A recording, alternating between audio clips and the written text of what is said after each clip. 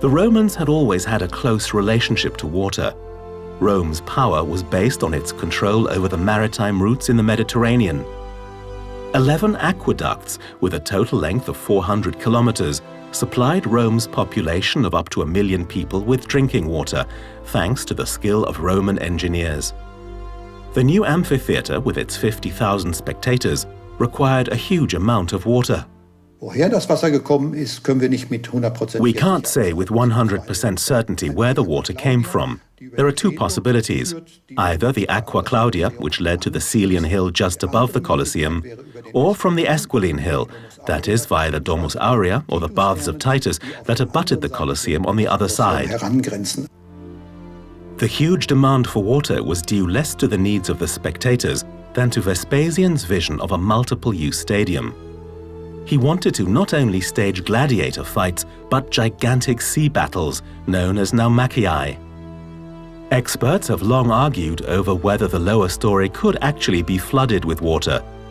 Now the consensus is that naumachii were indeed held during the inaugural phase. In this way, Emperor Titus fulfilled his father's dream. At that time, the walls in the basement had not yet been built, so the inside of the theater could actually have been turned into a giant pool. For the naumachia, the wooden arena and the system of supports that carried it would be dismantled, so the entire open area was available. This area of around 2,700 square meters could be filled with water. However, not to a height of 6 meters, which is the current difference between the level of the arena and the basement, but probably only to a height of 1.5 meters. I imagine they made a show of the water entering the arena. The channels that delivered the water aren't at the level of the basement floor, but 3 or 4 meters higher. The water gushed out of large openings like a fountain, so the spectators could actually see the water entering and flooding the basement.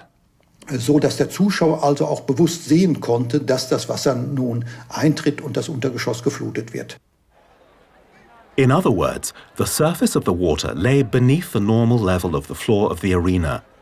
This meant that the view from the seats in the back was probably not very good, but it enabled small rowboats to be concealed at the edge of the basin. Cassius Dio, a Roman senator and historian, described it like this: Titus suddenly flooded the same theater with water and brought in horses and bulls and some other domestic animals that were trained to move in the watery element as they did on land. Additionally, he had people ride in on ships to carry out a sea battle. After the performance, slaves drained the water. Overnight, they rebuilt the floor of the arena with beams and boards in time for the next day's thrilling fights.